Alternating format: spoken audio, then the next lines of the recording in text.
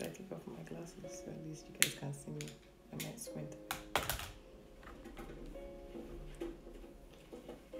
That wind. Yeah. Hi. Hello. Hi. Hi, BK. Hi, bride to mom. Yes, you are here. Hi, Fisayo. Fisayo, look at you doing a somersaulting emoji.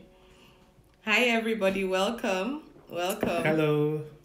Hi. See? Mr. Oduahs is here. Finally. Husbands, be careful what you say you promise to do. Yeah. Hi, Kate. Hi, Miss Omaso. Hello. Hi, Joy. Hi, Desola. That's what that's that. Another Desola, not our Desola. Okay. Hi, Bump and Chick. Hi, everybody. Welcome. Hello. Yes, it's Mr. and Mrs. Oduahs tonight. Welcome. Welcome. Take it gently on me. It's my first ever Insta story. Hey, okay. Insta Live, whatever. I don't even know what it's called. Live. Instagram Live. Instagram Live. But we shorten it to Insta Live. It's my first ever Insta Live. Hey, hi, Lolly T. Hi, everybody. Welcome. So, I've been promising that at some point you will hear about our story, and I kind of told it on the live session that I had with Timmy D. So, but I sort of, the things that wives do, I coaxed my husband. Yep. Hi, Nadia. Hello. Hi, Dilly. That's Dilly, your pastor. My pastor.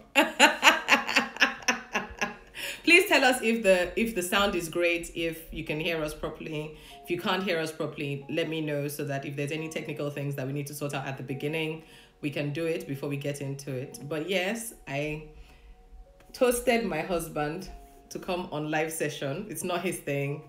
But I thought it'd be great sometimes to, I know I tell a lot of the stuff that happens here, but I thought it would be great if they could hear some of it from a guy's perspective as well, kind of like what a guy was thinking, what he was thinking before. Oh dear. And our child just went off. If you hear any child crying in the background, she's down for the night, but she's obviously still trying to settle into this sleep. But yes, it was just great. I guess it was just great to hear what he was thinking rather than just, and there's your friend, David. Months. You're kidding me. Months. Oh. So, a few of his friends, Dele said he was praying big time. See, there are people that are here that actually know part of your story as well. Dele was in that journey with me. She yes, was indeed. So F. Ibironke is Dele, our friend, and she was actually in the same connect group or home group with my husband, where they were praying about the wife that he was supposed to have. And hey, I showed up. So yes, let's get started. Before we start, we, like, you know me, we always pray first. So I'm just going to say a quick prayer. Father God, thank you for tonight. Thank you for the opportunity to speak to your children, both male and female, because I realize that tonight we have a mixed audience. Thank you for what you're going to do through us. We ask, oh God, that we're able to even answer the questions that might be in people's hearts that people have not even said out loud to anyone. I pray that whatever part of our journey that we share, whatever questions that we answer, will answer the need and the hearts that someone has. Father, Lord God, we just thank you for everything you're going to do tonight. And we just say, may your name be glorified in Jesus' name. Amen. Amen. Hey, Titi. Yes, it's both of us, Mr. and Mrs. Oduah. So, to get started, we thought we would do a bit of an introduction. So who are we, what we do, and kind of like a quick background, like how did we get here, or like who? Okay. Yeah. How far do I go back? As far as you want to go. Okay then. Do I start? Yes. Okay, so my name's Amechi Oduah. Born in Nigeria, but raised in the UK. Came here when I was 7. Hence the accent. Yes, for those of you that are here for his accent. Yes, the accent is here. I've been here a long time, London boy.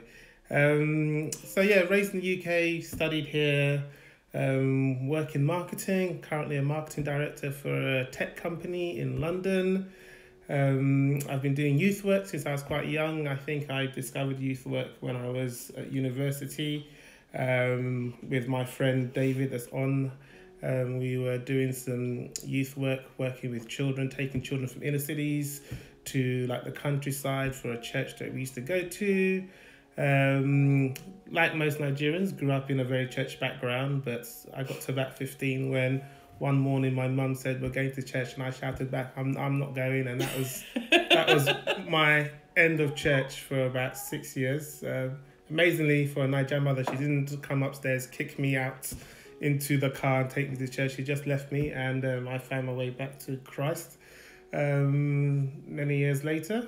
And then, built up a career, moved a couple of churches, ended up in a church called Jesus House in Brenton Cross, where I was involved in the youth. And then after years of being involved in the youth, I needed a sabbatical. So I told my pastor that I was getting a sabbatical. He said, that's okay, but I want you to help me out with something else. I'm like, well, how could that be a sabbatical if you're just going to put me in another ministry? But that's what he did. But little would I know that that ministry he asked me to help out was the ministry that I was going to find my wife.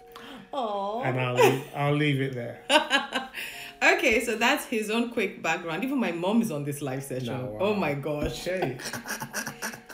Okay, you guys really, really like gist, I think is the way to put it. Mm-hmm. My mom says I'm here. So hello, everyone, mommy. Hi, mommy. My mom is Simba Baba, and she's on the Insta live. So you guys should show her some love. So yeah, that's your quick introduction. For a lot of people, you guys already know me, but I can do a quick introduction again. Hi, I'm Bumi Oduah, Olubumi Oduah, if you want the full name.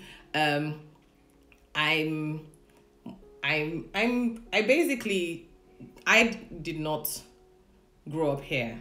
So I did my first degree in Nigeria and then came here and did my second degree. So I kind of had I still have most of my roots in Nigeria. Like a good portion of my friends are Nigerians. My best friend is Nigeria. She still lives in Nigeria. So that's my kind of background. What do I do? Amechi is a marketing director. Me, I'm a director, but I'm the director for my consulting company, where we do life and relationship consulting. I'm also a speaker. I'm a writer, and I kind of do a few other things on the side, like business strategy for people. In terms of my own background, like I said, I grew up in Nigeria. I went to school. So I did my secondary school. I did my first degree in Nigeria and then came here and did my second degree and stayed. And I'm still here a few years later. More than a few years later. Unlike Amechi, I grew up in church and I stayed in church. Kind of, I've never left church. So I've always been in church all the time. I gave my life to Christ in 2006. So if you're in Nigeria, I went for NYSC. It's like when my colleagues in the office ask me what's NYSC, I kind of say it's like a year of service to the government. That's the plain English version. And it was during that year that I met Jesus, and my life has not been the same since then. So yeah, that kind of is my background. Cool. Yeah. So we thought we would do it like kind of like a question and answer thing. Even my sisters are on this live session. Okay. No pressure. No pressure at all, right? Even Suru, Oyi, Shola. Okay. Wow. Hi, guys. And someone asked, is Oduah an English Asaba name? It's actually from Asaba. So he's Delta Igbo. I was born in Port Harcourt, but I'm Delta Igbo. Yeah. From my father's side. From his father's side. But your mom is from... Well, we're from all over that. Yeah, you guys are a mixture. Ada, but Apoko from her grandmother's side. Yeah, their family is like Guinea from. They're like the one nation. Yes. They're United Nations in his family. So his family is made. If I think of him in his totality, he's United Nations because his great grandfather was Italian. Great grandfather was Italian. Grandfather from Equatorial Guinea. Grandfather was from Grandmother was from a part of Cameroon. And yes, and then we have in-laws. So our in-laws are like Italian, Japanese. What else do we have in our family? Yeah, we're the United Nations in this Oduah household. So those of you that wonder why Arabella is so yellow, that's where the yellow is coming from. She skipped a generation. She definitely skipped a generation because you can see how dark he is and how yellow she is. And even I'm still not as yellow as she is. But yeah, so we thought we would do it kind of like a question and answer thing. And I have a few questions. Obviously, if you do have questions, I will try and keep track of questions that you guys put in the comment section. But let's just say that at the moment, we're going to just do back and forth at the moment. So our first question, or the first question I have is, what were your views about marriage when you were single, and did you have any preconceived ideas or thoughts about it? Okay, so when I was a teenager, I didn't even think about marriage. When I got into my 20s is when I started thinking about marriage. But for me, 20s was too young. So I always thought, early 30s, get married. By the time I'm in my late 30s, I've had all my kids, move on. 20s was too much fun. I had a real good time. Like, my school days, I actually find myself blessed as a person. My school days were fun. Some people say they hated school. I had a great time at school. University was fun. My 20s were fun. I had some really good friends, David being one of them that's on this call, and we just enjoyed ourselves. Not in a crazy way, but we enjoyed ourselves. So I didn't really think about marriage.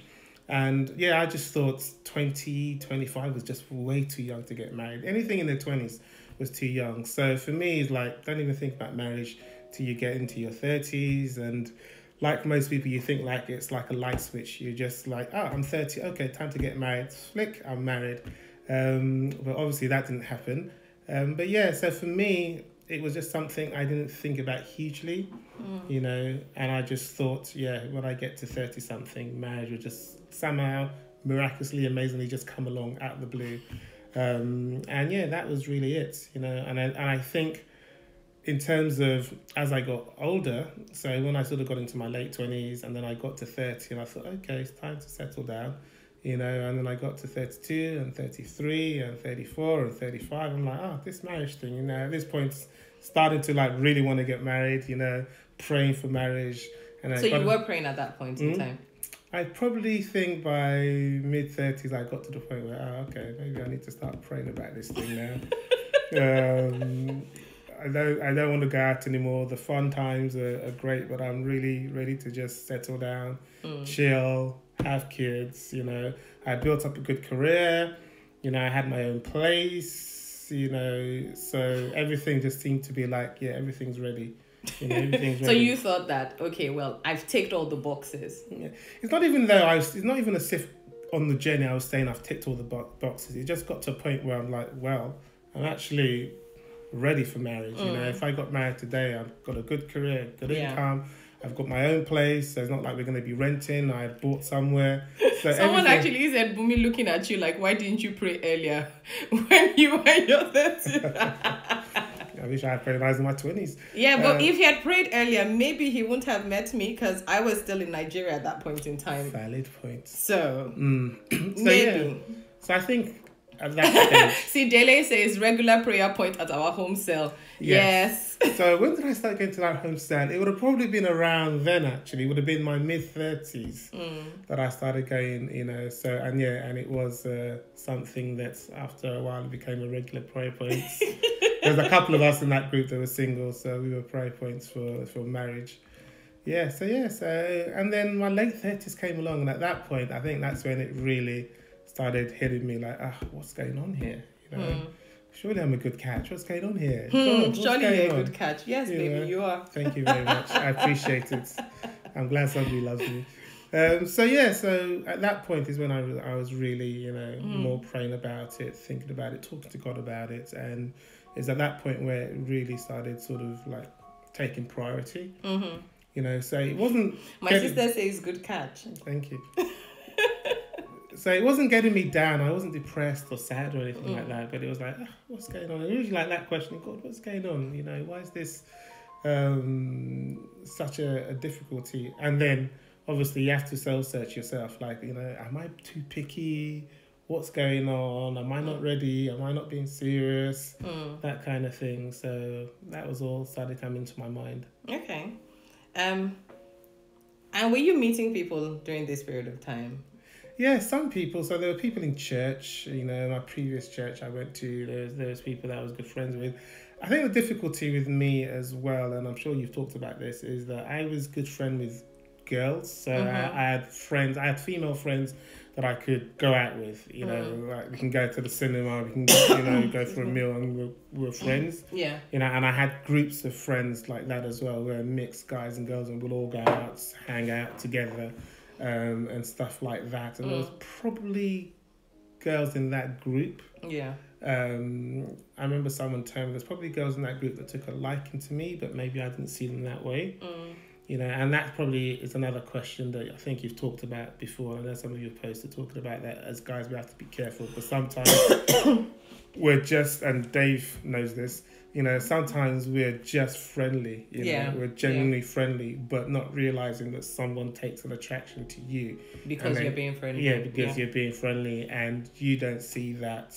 You know, and then it can end up being messy, because it can end up being that they think it's going to go further, or they actually think that you're flirting with them or something like that, and to you it might be, I just thought we were friends.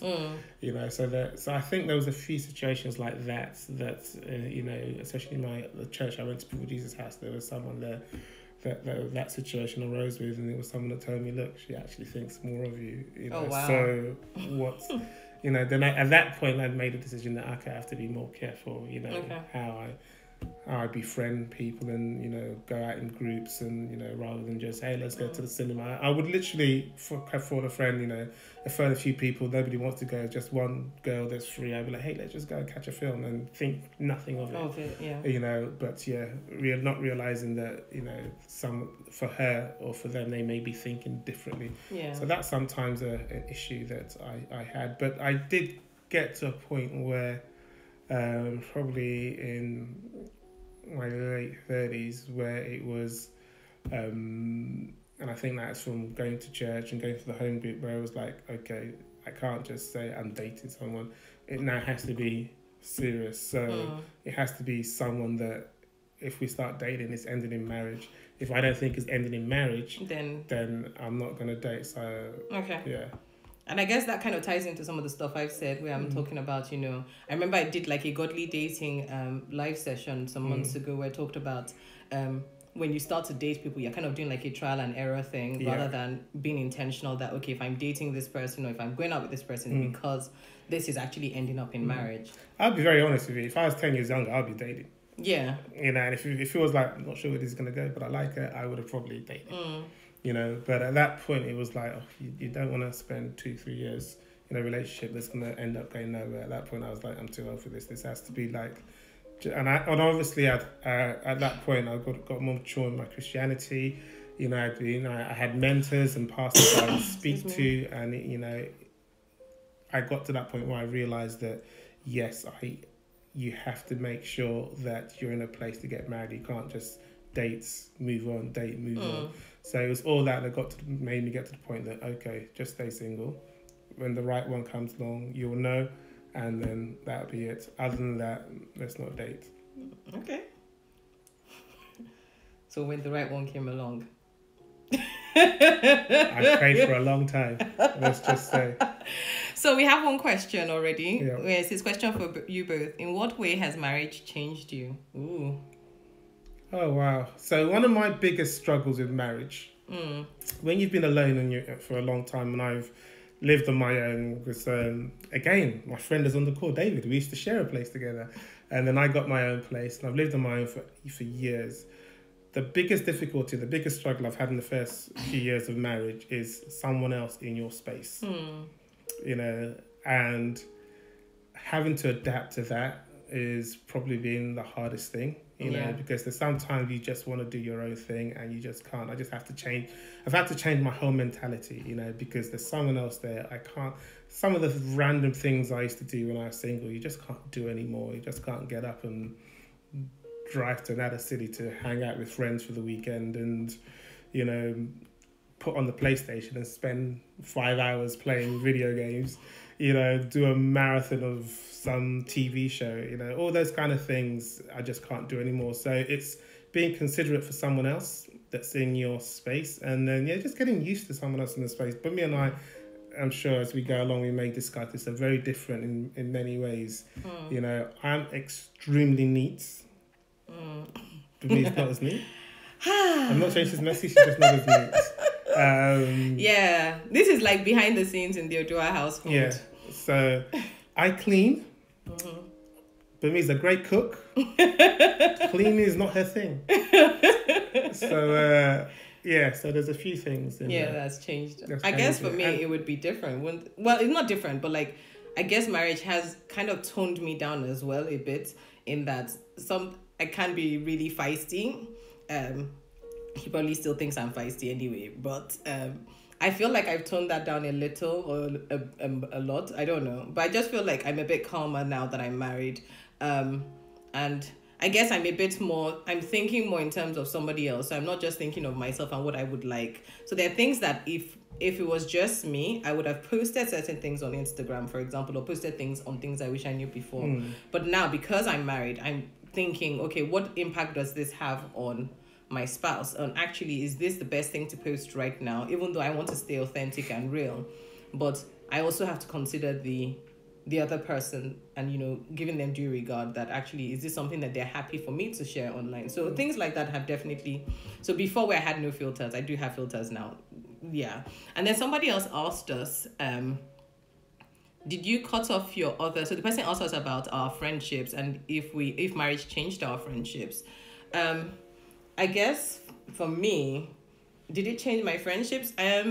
It kind of tweaked things slightly in that maybe before, like you said before, maybe you'd have just gone and gone and hung out with your friends without having to, you know, you don't have to tell anybody you're going to go and hang out. You just go and do it anyway. But now you kind of, we have a family diary. So, you know, you have to work things through the diary as well. Any guys on there, I advise you, get a family diary. If you both have iPhones or Androids, just sync it. You just, anytime you need to do something, go in there. If it's free, you can put it in. It's saved me a lot of hassle. Yeah. It definitely has. So I think for me, that has kind of... But did I cut off friendships? I don't think I did. I just think we didn't cut off anyone. I obviously see friends less, which is just a natural. If you're married and you see your friends the same amount of times you've seen them when you're single, something's obviously wrong. You know, so I obviously see and hang out with friends less, just because I've got someone else to spend time with. But there's no friends that I really cut off. No. You know? Plus, I think that your friends balance you, don't they? Yeah, they do. And obviously, you make new friends because you have friends. One of the things I was keen to do is introduce me to my best friends, you know, so that's something I spent time doing, and we visited a few different friends, my friend in Northampton, down south, and David in South London, and then vice versa as well. So you meet new friends, but I don't think I cut off anyone. I just couldn't hang out with people as much as I used to. Yeah, definitely. So let me check that we don't have any other questions. I would add a caveat to that though. If you were potentially in a relationship, this all depends on the person. But let's say you're in a relationship with someone, or you were very close with someone and didn't quite work out, and now you get married. You may need to think. You know, you may need to think, how does this relationship work? You know. If you're sure that you're still just good friends, there's nothing in there, you know, then... it's not going to make things awkward. It's not going to make things awkward. But just be wise. If there's someone that you were dating before and you may think, maybe it's best I just don't hang out with them anymore. I guess that's a wise thing to say, because, you know, sometimes I hear from women where they say, my husband's ex is still texting him and he's still texting her. And there's that whole, you know... It feels like she's left out of the relationship, which I can understand. But is that the thing that should be done? Yeah. That's why I mean, you have to be wise about it. So I don't think, I'm now married, so everyone I knew, including some ex-girlfriends or something that were really good friends, you know, maybe we were friends even before we were dating or anything like that, just examples. Doesn't mean that everyone has to be cut off. Just be wise. You know, there may be someone that you know yourself, actually, maybe I shouldn't go hang out with her anymore, that kind of thing. Yeah.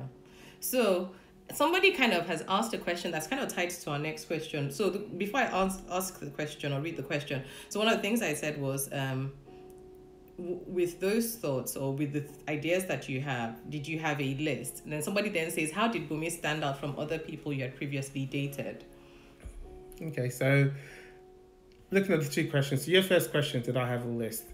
I didn't have an official list, but I think in my head I kind of had a list. I used to work in the city, and I used to love. And one of my first bosses was a female, and she was just power personified. You know, when she walked down the corridors, you know, she just made an impact.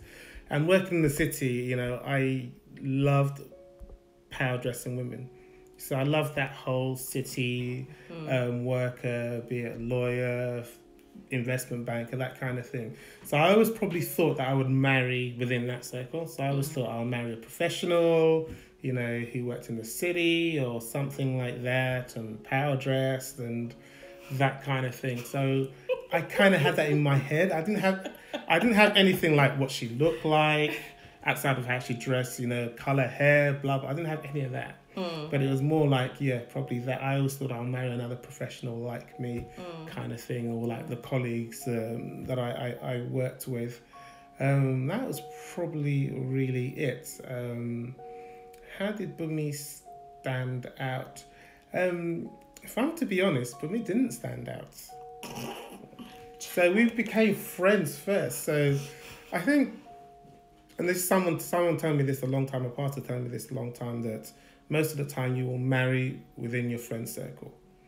You know, so the first time I saw Bumi, I didn't even look at her that way. We were in a meeting, and someone called me into it, and I came into the meeting and she was sitting there. Someone introduced me to her, I said hello, and then I just carried on being me kind of thing. So I didn't think anything of it. And then we were in the same ministry working together, and we were working on projects. And it was just through working on the projects that we got to know each other, because we were speaking more and speaking more and speaking more. And that's how things built up, because as you know, the more you talk to someone, the more you get to know them, the more you get to understand them. And as I knew her more, the more I started liking her. So she didn't stand out to me initially. It was definitely a process of being friends, working together, talking more, hanging out together amongst a bigger group. And then, and it just built on from that. And then one day we went on a retreat, a big group of us, on a retreat. And that's when I realised that Bumi's behaviour towards me had changed. If you know what I mean. I always say this thing. I've told Bumi has no poker face. My wife has absolutely no poker face. So if I don't like you, you will tell I don't like you. That kind of thing. And if I like you, you will know I like you. That's what he's basically saying. So I knew something had changed from her no poker face. So I started thinking, oh, okay. Right. I have something to think about now. So that's really... What else was the question? Any other points? So they asked, so how did you know Bumi was the one? What about Bumi? So it's basically the same question. Quite a few people have asked, how did you know Bumi was the one? How did she stand out? Chinedu, hi. Chinedu says, love you guys together. Yes, it's a family gathering. Wow. Welcome, Chinedu. Thank you for joining. We're having a family meeting here tonight. Chinedu is my big cousin by like 2 months. Please. So everyone's asked, kind of like, Moyo too is here. See, Moyo is defending me. She said her friend is professional too. She is. Yeah, she's very professional. So basically, everyone's asking this kind of the same question. Yeah. So of how did you know Bumi was the one? Here. Yeah. Oh yeah, I should be talking. Okay, do you want to finish this one? Yeah. And then I'll tell you what my thoughts were. I think one of the things that stood out was just how easy we were talking. You know, we were talking about projects, and like I used to drive to work, so she'd call me on my journey. At that time, I had quite a long commute, like an hour and a half commute to get to the office. And we'll be talking, and then we'll just talk about general stuff, and we'll get off the work and just talking about each other, and realize we were talking. And I'll get home and we'll still be talking. Like 2-3 hours had passed, you know, and the conversation was so easy, so simple. You know, it was like, we just clicked. So I think that's one of the things, the fact that we just clicked and we can talk so easily and effortlessly about anything and everything. So that was probably the thing that stood out. I remember, and this is just from when I think of some of even the things he said to me that made him draw in closer, was that you said you liked how I was very joyful, that, you know, you noticed that I was always very happy, and there was just this some vibe of being happy, Mm. And I guess this goes back to when I talk about be content in your single season and just enjoy it for what it is, and enjoy it for where you're at, rather than, oh well, I'm single and life is not happening for me, so I'm miserable, kind of thing.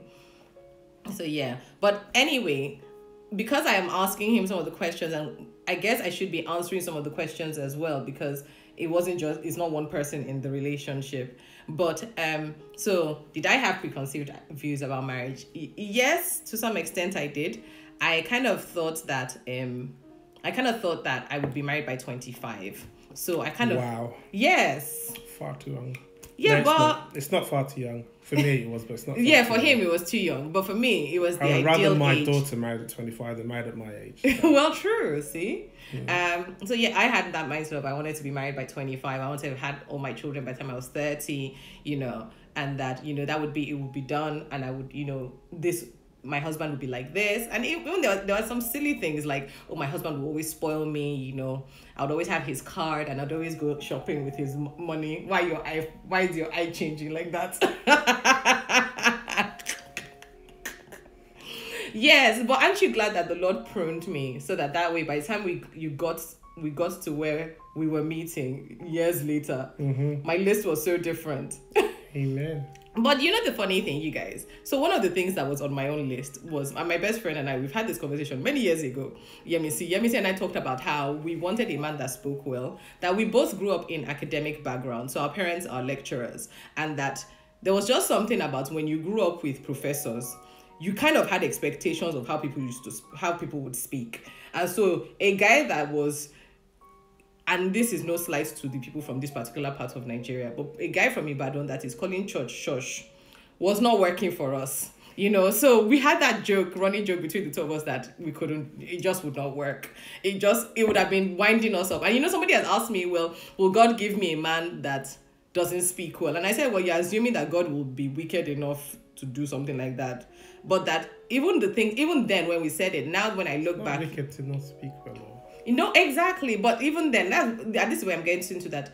A person can improve themselves so that they do end up speaking well. And actually, the prime example was remember the news report we watched the other day? Which one? The boxer. The boxer. A boxer from London. He got stabbed, nearly died, and decided to turn his life around becoming a boxer. One of the things he did, he said he started listening to certain radio stations and TV channels to change how he spoke, because he realised that proceeding life, he had to change how he spoke. So it's possible.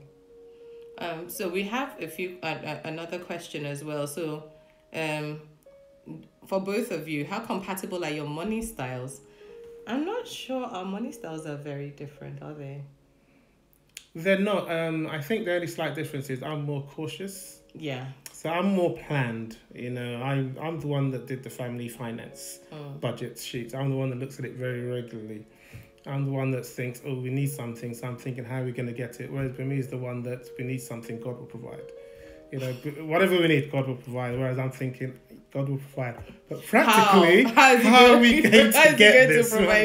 So I'm probably a bit more prudent.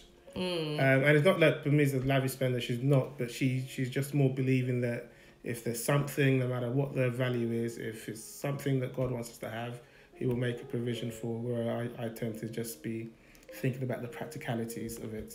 Yeah. And then someone's asked, have you had any heated conflict? How do you handle conflicts? Have we? We've been married for over 3 years. Which marriage has not had heated conflict is my question. In the first month, let alone. We had a heated conflict even just as we were getting off the plane in Barbados. Can you remember? We were already arguing, and I was saying, "Oh no, you need to know where we're going." And he's like, "How am I supposed to know where we're going? Have I been to Barbados before?" One of Bumi's thing is impatience. So while on honeymoon, we went to get a meal, and we said, "There's some shops here. Let's see if there's somewhere we can eat." So we parked the car. We got out. I had barely crossed the road. She goes, "Where are we going? Decide. Which one should we go to?" I'm like, "Bumi, I've never been here before. I've just arrived. Can we at least look around to see where's the..." Bumi is very impatient. She is getting better, but you have had heated conversations, and I think as you get older in your marriage, you probably deal with it better. So for me, one of the issues that we had in the early days, and still have now and again, is that I'm not necessarily a conflict person. I used to be more of a conflict person when I was younger, and it was a big issue for me. If Dave's still listening, he knows the school we went to. You had to be able to do conflict in my school. So it's something that I prayed about, because I used to have quite a sharp tongue when I was younger. Again, you just had to be able to defend yourself, and it's something I really prayed about, because it got me in all sorts of arguments with people. So as I got older, I'm just not into conflict. So if we have an argument, I'm the one that's likely to just shut down, be quiet, say nothing, just be quiet. And when we want to talk, I'm the kind of guy. And again, if I wasn't married, I would literally just leave the house and just go for a walk, or just disappear for a few hours. No, but I know that will make things worse. So I just shut down, become quiet, don't say anything. And that doesn't necessarily solve or help solve the situation. But yeah, we definitely have conflicts, and we still have conflicts now. I think couples that have been married for 30 years still have conflicts. You manage it better, and they become less and less. But yeah, there's various things that we've argued about and still argue about. So the cleaning thing was a big one in the first few years, let's just say. Yes. Yeah, a real big one. Oh, yeah. I think it's got better. And then, there are things one of the things that I've learned is that if it matters to him so much, then I sometimes will do it. It doesn't mean I like it. I actually detest cleaning. But I will make the extra effort. And on the days when I can't, we'll call cleaners and they'll come and clean. And the house will be clean. He'll be happy. I won't have had to do it, so I'll be happy. And life is good. There are ways around some of the things that, cause issues in marriage, that when you sit and think about it, oh, my wife doesn't cook, she's not a cook, blah, blah, blah. And I'm like, just order food. Like, set aside part of your monthly budget for food and know that you're going to get somebody to cook some of the things that you particularly like, especially if your wife is not that way inclined. Yeah, so. And for those thinking, if you don't like cleaning, can't he clean? Believe me, he does. I do most of the cleaning in this house and have done. Can I tell them a funny story? You won't hit me. Just a couple of weeks ago, Umi asked me to show her how to use the stair extension on our Dyson vacuum cleaner that we got for our wedding present over 3 years ago. And it was only 2 weeks ago she learned how to use the extension on it. Yeah. Thanks. You're welcome. But I can't cook well. I cook, but it's not as good as Bumi, and I don't like cooking. So Bumi does like 99.9% of the cooking. So I'm very happy to do 90% of the cleaning. Yeah, we've kind of found what works for us. You find what works for you is the thing. So from a man's point of view, will you advise a woman to continue in a relationship with a man she isn't attracted to or has no desire for? You're not attracted to, you had no desire to, unless God told you to be in that relationship, why are you even in it? No, not see, you guys, when I say some of these things and I'm like this, you guys probably think I'm not in a harsh way, but the reality. The reality is, even before I found God or anything like that, and I was dating, or anyone's dating, if you're not, what makes you date? Oh, you like the person, you're attracted to the person, you get on, that kind of thing. So even if it's in a non-godly sense of you, those tend to be some of the characteristics. So if you've got none of that, then it has to be whether or not God has specifically told you that is your husband. And as I've heard from other people speak, you can find someone that you weren't necessarily immediately attracted to, and that attraction, but God has brought you together, and that attraction will build. Yeah. And I think, like I said, when I first met Bumi, I wasn't physically attracted to her. I wasn't either. Even when we were friends, I wasn't physically attracted to her. And it's only when we started talking and got more and more to know each other that it started changing. And I think that attraction came from knowing her personality rather than just physical. But then you start noticing, Bumi has a lovely smile. Oh, wow. You start noticing that you never noticed before. So if you're in a relationship and it's not one that you believe God has told you that is your husband, or told your husband that is your wife, and you're not attracted to them, you don't get on, then I really don't see why you're in a relationship. People are really hailing you. My sister says, Amici for president. Somebody says my dream somebody, what was it that someone said? Nubian cheek. Okay, hold on, let me find it. Evelyn, every woman's dream that you do part of the cleaning. Honeymoon goals. Somebody says. Did he say part? Okay, you do most of the cleaning. It's okay, darling. You've already made it clear that you do most of the cleaning. We already know. No problem. Yeah. So, you look like twins. Oh wow. Okay. Oh gosh, is it that bad? My pastor. So, somebody. Oh hi, Yemisi. No, somebody said we look like twins. No, it was somebody else. So somebody says if Bumi is upset about something and you are in the wrong, do you apologize or do you just close up and go to bed and act like nothing happened the next day? I've done both. I'll be honest. I have done both. I've done both very recently as well. This is an open, honest platform, is it not? Let me be open and honest. Stop laughing. So, yeah. I'm so glad you're the one that said it because I kind of, we had said that we actually prayed about this session and we prayed about you guys and said, God, at the end of the day, let people see you through us. And, I think that if we were hiding some of this stuff, you wouldn't get to see the reality of doing life, even as a Christian in a marriage. So, yeah, feel free to continue. Yeah, it's just the truth. Sometimes you're like, I just can't be asked. And you're just like, whatever. And we're all human. Sometimes you think, okay, so maybe I was wrong, but she made such a big fuss about it. What about when she's wrong? Do I make such a big fuss about it? Probably do, but yeah. Yeah, you do. So I have done both. I'm not proud of the other one, but it's life. Yeah. Okay. Were there any cultural differences? Were there? I guess. At the beginning, yes. There was? Yeah, remember that. Okay, so we're both from Nigeria, but he's from Asaba, so he's from the south part of Nigeria. I'm from the southwest. And I grew up in a proper Yoruba household. As in, my dad was, I used to say he was coconut in that he was white on the inside but black on the outside. No, never used that. And I said, you said don't use that term. It's very offensive. But basically, he had British ways, even though he was a Nigerian man. So there were things we did that were kind of British. But he was still very into, when you meet an older person, you must kneel down to greet them. So imagine when I met my in-laws for the first time. They're from a part of the country where they don't kneel down to greet anybody. So there were those differences. And I remember you had to tell me, when you meet my family people, please don't kneel down. There's no need to kneel down to greet them. And I was like, okay.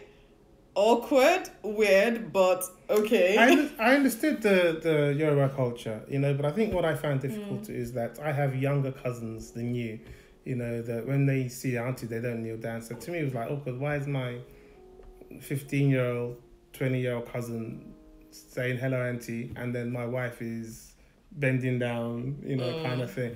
But I did say to you, if you're uncomfortable and you feel you need to, or if you're in your own environment with your own relatives, I have no problem with it. But amongst my relatives, I don't need you to do it. And if any of them have any problem, I was happy to say to them, does your daughter tabala to my mom? So what's the problem? Yeah. So... I think that was like my first introduction to any cultural differences. Yeah. So apart from that, not really. Obviously... There's little things that, I grew up here, so there's little nuances of Nigeria that I don't know as well because I grew up here, but that was... Okay. It really. And then, how long have you been married and how long did you stay before you had a child? We've been married for 3 years. Over 3 years. Just over 3 years. 3 years and some. We got married in April, so work out 3 years and 3 months or something like that. And we had our child after 2 years of marriage. Yeah. Yeah. Okay. Thanks, Moyo. Moyo says, you guys are so cute. Even your conflict is cute. Getting all mushy. Not cute. We're in the middle of it, that's for sure. See, Yemisi is exactly like me. She's my identical twin. She doesn't like to clean, but she loves to cook. And she cooks a mean dish as well. Chinedu says, thank you, cuz preach. Why are you in a relationship when there's no desire, there? Exactly. How did you guys manage to divide taking care of your baby when she was newly born? And by the way, me see your baby is in bed. So how did we divide it? Did we? So Bimi had a C-section. So for the first 6 weeks, there's a lot she couldn't do. But luckily, her mum was there. Thank you, mummy. So her mum was very, very, very supportive and very, because I only had 2 weeks of paternity leave and I had to go back to work. So there was a lot of help in the first sort of month between your mum, and my mum came for a little bit as well. But when everybody left, so take it back, keeping it real. So when I came to the UK, my mum came to the UK, myself and my sister. My dad stayed in Nigeria. So I actually didn't grow up with my dad, and he wasn't pretty much in our lives, to be honest. If I'm to keep it real. So when we went back to Nigeria, we used to go back to Nigeria all the time when we were young, and typical, we'd go and stay with my dad. But I generally didn't have that much of a relationship. So one of the things I did know from when I was a teenager, even before I thought about this more than when I even thought about marriage, is that whenever I had children, I was going to be such a hands-on dad. So I've always had that in my hands, that I'm like, and I've also come from a big family, so I changed my first nappy when I was like 12. Like I used to babysit and kind of things like that. So I've come from a big family, so children don't intimidate me. They're not like what's going on. So I was very, very keen on being hands-on. So I used to do pretty much anything that was needed. We used to take turns throughout the nights. So if I woke up first, she'll wake up second, I'll wake up third, that kind of thing.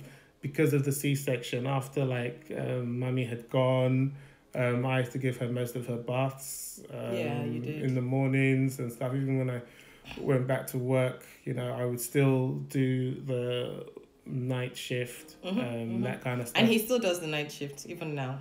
Yeah, so even now I do the night shift, even though I'm at work. And it's like, I just always wanted to be hands-on. So changing nappies, feeding, everything. I tried to do as much as I could. So I probably did quite a lot more than would have been expected, I guess. Traditionally would have been expected of a man. But that's just because I always wanted to be hands-on. And I'm naturally that kind of person, like you say. I clean a house from top to bottom. It's just the way I was brought up.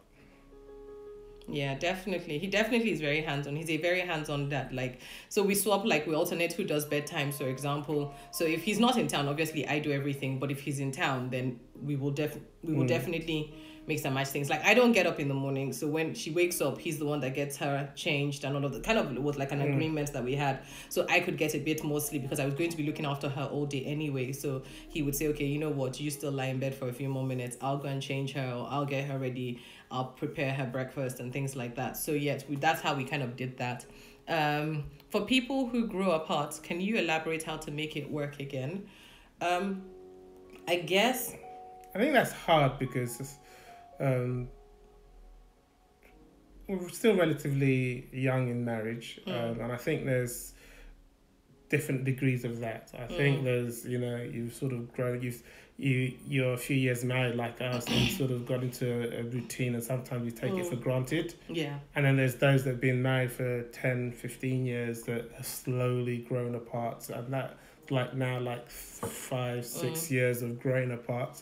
That one I can't, I've never been there, I can't give advice on, but yeah, for those that sort of, you get a little bit into the routine and you start thinking, you start maybe taking it for granted, you're not in that honeymoon period, so you're not doing all the fun things anymore, and you're just slowly becoming I think you go through seasons as well. You go through seasons where you're, whatever reason, you're more like housemates rather than a married couple. I think, you just have to intentionally recognise that situation first. And then do something about it. I think recognition is the first step. You have to recognise if you don't recognise it, then you're going to continue to grow apart. And I think that when you do recognise it, somebody has to want to bring it back together. So the thing that is that more often than not, we usually want the other person to do something, then we'll do something. But actually, if you think about the way God even operates with us, he first stretched out his hand before we ever even wanted to come back into his presence. So, it's the same process. Somebody has to decide that, we're going to try and make this work. So it means, if it's got really bad, get a counselor, get a coach or a therapist. These things don't make you weak. They actually show that you are wise enough that you want to make the effort to save the marriage. And that is critical. Like, there are things that those people can do. They can walk with you. There are things that they can ask you to do, and then they can check in with you like a week later, 3 weeks later, 3 months later, and then that way things start to come back together. But somebody definitely has to want it to start for even anything to begin to happen. Yeah. I think for me, from the times when I've recognized, oh, maybe I'm not the husband, I'm not being the husband I should do, there's two things that I tend to turn to. One is I'll look for a marriage Bible plan. Yeah, we do that a lot. And then secondly, I'll look for sort of marriage book, Kingdom Marriage, A Fierce Marriage. I'm very much into audiobooks, so I didn't used to read a lot because I used to drive to work a lot. So a couple of years ago, I decided that I'm going to start reading a lot by audiobooks. So I look for a good marriage audiobook and I listen to that. And there's obviously tips in there to say, all right, I'm obviously not doing this. So this is something I need to start doing. This is something I need to say. This is how I need to work better on my communication. So I'll do that, and then hopefully that helps me. Yeah. Usually something happens. I will listen to a podcast or have a conversation with our marriage mentor, just in terms of sometimes you just need somebody to talk sense back into your head to kind of get you going again. And then sometimes when we feel like we need a bit of a boost, we will have dinner or lunch with our marriage mentors just to is because we know that once we're in their space, there'll be conversations that will happen while we're with them that will kind of rejig things again for us. One of the things we agreed upon once when we were getting married was that we were definitely going to have marriage mentors, not just one but multiple. And I would advise that for any young, even older couple, depending how long. When I say older, like maybe you married 10 years, it's still good to have a marriage. And we have marriage couples of different sort of ages. Those that have been married for 20 plus years, to those that have been married for, not just necessarily marriage mentors. We also have friends that we do life with that are maybe been married a little bit longer than us, and we just do life with them. So those are really good things to have. Have good couples, married couples that you're friends with and you can hang out with. Like we did a date night with one of our married couples a few weeks ago. We went to the cinema, then went for a meal, went bowling, that kind of stuff, and then. Our older marriage couples, we always at least once a quarter, we'll get one of them round the house or we go to theirs. And those things are great because they just download so much into you. So I would definitely advise that. Yeah. So someone asked, did we learn each other's native language? No, that's working. That one is working progress. I am trying to convince and insist with Bumi that I've stopped talking about it, that Bumi should speak Yoruba to Arabella. The reason, because I don't speak Igbo, and this is the problem. The reason I don't speak Igbo is when we came to the UK, my mum stopped speaking to me in Igbo, and I think that's a very Niger thing, because all my friends growing up in school, my Greek friends, my Indian friends, my Chinese, they all spoke their language, but there's this mentality with Nigerians, we want to be more English than the English, so we stopped speaking. I know so many cousins, relatives that don't speak whether it be Igbo, whether it be Yoruba, but yet I barely know one Turkish, Indian, Pakistani or Greek person who doesn't speak their own language. Born and bred here but speak their own language. I think that's my challenge. That's the fault of our culture, that we think, doing that, speaking a language will hold you back or something. I don't know why, but far too many Nigerians that grew up here, and even in Nigeria, I have cousins in Nigeria that their parents didn't want them to speak Igbo. I'm like, but they're born and they're being raised in Nigeria. Why would you not want them to speak a local language? But that's a whole different topic. So. I think for me, the only challenge with that is that I speak English and Yoruba interchangeably, so I don't necessarily always recognize when I'm speaking it. And my best friend is kind of keeping me on track in terms of speak it to her and stuff like that. So there are moments when I will switch to Yoruba and speak to her, but originally don't even automatically think in Yoruba. So that was always like one of the tensions that we always had, that you have to speak Yoruba. And I was like, well, but I don't automatically speak in Yoruba, even with my own family members or even with my friends. You know, sometimes we do, sometimes we do. We sort of switch between the two. And that's kind of the challenge of being bilingual in that regard. So it's something that I'm having to now consciously do or think about. So yeah. Since you don't like cooking, what do you eat if Bumi is tired and maybe she hasn't cooked? And thank you, Blessing, about my cough. Thank you. So it's not that I can't cook, but Bumi is obviously the far better cook. So if that's the situation, there's times, you know, Bumi's ill or something, I will cook. And she'll just have to eat it and like it, you know. So it's not that I just prefer not to, because, yeah, it'll be a better meal if I don't. But yeah, I'll still cook. The other day, I kind of cooked. You made lamb chops the other night. Yesterday night. So it's not that I don't. So he does stuff, and you know the other thing is that if I haven't cooked and I'm tired, there's takeaway. There's shop bought food. Like there are options. There are always options in our house. We're not fussy about food like that. Yeah, one thing, I'm not one of those Nigerian men that I must have fresh cooked food. I must swallow every day. I'm very, very, again, the way I was brought up, my mum we were brought up here, but she was very Nigerian in her mentality. Whatever she cooked, you eat. Simple as that. So I grew up eating anything, and anything was put in front of me, and I'm still like that now. You can cook soup or you can give me chips. As long as there's food, I'll eat and I won't complain. At this rate, we might have to go over slightly because there are now a few more questions coming in as well. So please clarify the right person concept. I guess, and I think it's on our list, because, I asked you, like, now that did you have a list, and what was that in terms of what were you expecting to have in a wife? And I guess I had this, I had a list, so to speak, as well, but the things on my list were less about the physical, and were a bit more about character and spirituality rather than anything else. But yeah, how do you please clarify the right person concept? The right person, at least for me, the right person for me will not necessarily be the right person for you. I think we need to start there. So Amechi might be, according to God, is my perfect fit, or the person for me, but Amechi might not be the best person for Shola or something, and I think that we need to sort of are there basics that you need to have? I think that there are basics that anybody should have. I think that the basics starts with, are they spiritual? So are they, and I don't mean that do they just go to church and carry a Bible and are there every week, doing ushering and stuff like that. Let's not get it twisted that when a person works in church, it means that they're spiritual. But I mean, are they spiritual? The Bible talks about, by their fruit you shall know them. Is the fruit of their life, does their character speak well? So those kind of things are basics for me. And then I had like core values. So I had core values about respect. I had core values about consideration. And actually one of the things that stood out for me about him was the fact that he was very considerate. It was one of the first things that actually I was like, oh, okay. Something switched on in my head, because I had written it down somewhere. I'd written it down prior, like 2 years before, where I said that I wanted the husband that was very considerate of people.